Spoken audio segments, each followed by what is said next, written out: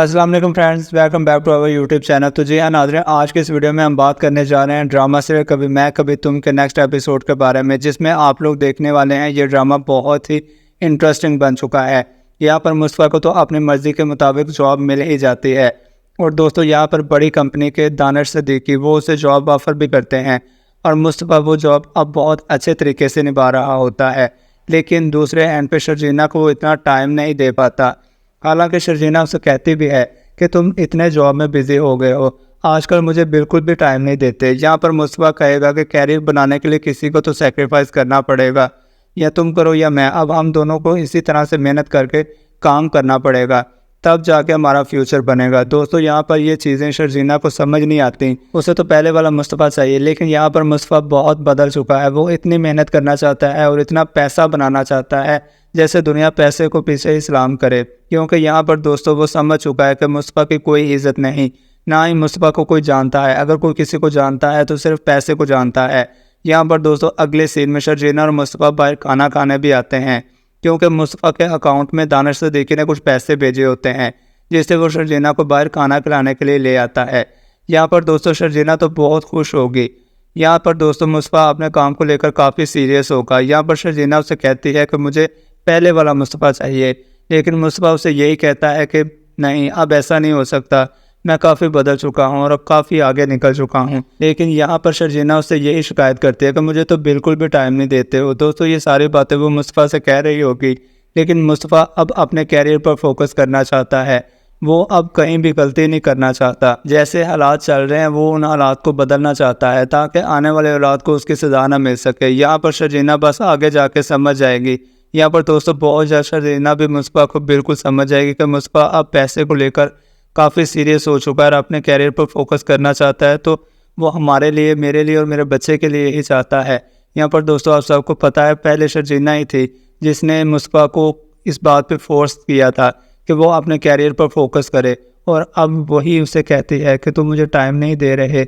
यहाँ पर मुझे तो समझ नहीं आ रहा कि शर्जीना चाहती क्या है। दूसरी तरफ आप ये भी देखें कि दिल का भी बहुत जल्द बांडा फूटने वाला है, क्योंकि वो एक ऐसी लड़की के चक्कर पे पड़ चुका है जिसके बारे में दिल को पूरा पता ही नहीं है कि वो लड़की उसके लिए एक ट्रैप है, और जहाँ वो दोस्तों वो इस ट्रैप में फंसता जा रहा है। यहाँ पर वो दोस्तों दिल के सारे गलत काम रुबाब के वालिद को पता ही चल जाते हैं, और रुबाब का वालिद आकर रुबाब को कहता है कि तुम्हारा शोहर जिस पर तुम अंधा यकीन करती रही हो वो तो एक नंबर का धोखेबाज और फ्रॉडिया है। मुझे तो पहले ही दिल पर शक था, लेकिन मुझे बस सबूत नहीं मिल रहे थे। यहाँ पर रुबाब तो अपने वालिद की बात पर यकीन नहीं करती। उसका वालिद दोस्तों यहाँ पर सबूत के साथ रुबाब के पास आता है और उसके सामने फाइल फेंकता है कि देखो तुम्हारी गैर मौजूदगी में अदील के काम। वो पहले किसी लड़की नताशा से प्यार करता था और ये सब जानने के लिए हमने ऑफिस में एक और लड़की हायर की, लेकिन पता चला कि दिल उससे भी फेर चला रहा है।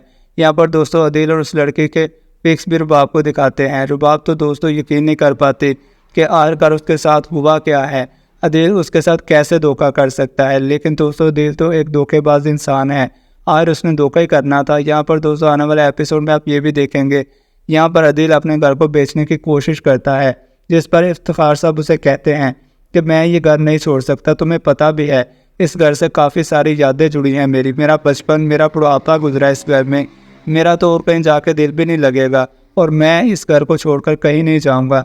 यहाँ पर अदील कहता है मैं घर को बेचने के लिए डॉक्यूमेंट जमा करवा चुका हूँ, बहुत जल्द हमारे ये घर सेल हो जाएगा।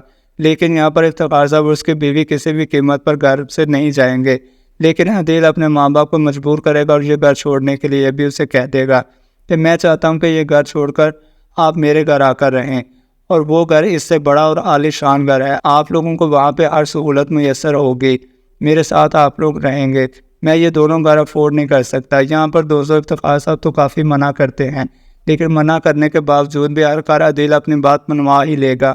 वहीं दूसरी तरफ दोस्तों आप ये भी देखेंगे कि रुबाब को जब ये पता चलता है कि अदील मुझसे धोखा कर रहा है, किसी और लड़की से प्यार करता है और अब उससे धोखा देने में कोई कसर नहीं छोड़ रहा, तो यहाँ पर रुबाब अदील से बात करती है और उसे कहती है कि मुझे अभी और इसी वक्त तुमसे बात करनी है। दोस्तों यहाँ पर वो सबूत के साथ रुबाब अदील से बात करती है। अदील के पैरों तले से तो ज़मीन खिसक जाती है, क्योंकि दोस्तों उसे तो इस बात का गुमान ही नहीं होता कि उसके साथ ऐसा कुछ भी हो सकता है। क्योंकि वो एक धोखेबाज इंसान तो शुरुआत से ही था।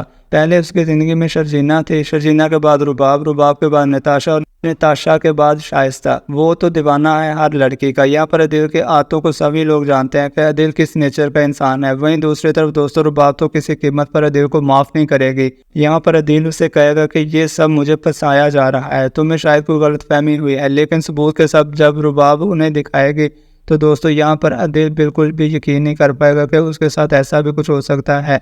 दूसरी तरफ आप ये भी देखेंगे कि शर्जीना की दिन ब दिन तबीयत ख़राब होती रहेगी। यहाँ पर दोस्तों मुस्तफ़ा भी अपने काम में काफ़ी बिजी रहेगा, क्योंकि वो भी अपने बच्चे की वजह से और अपने बीवी को अच्छा फ्यूचर देने में बिजी रहता है, ताकि वो अच्छा काम कर सके और अच्छे पैसे कमा सके। यहाँ पर आने वाला एपिसोड बहुत इंटरेस्टिंग होने वाला है।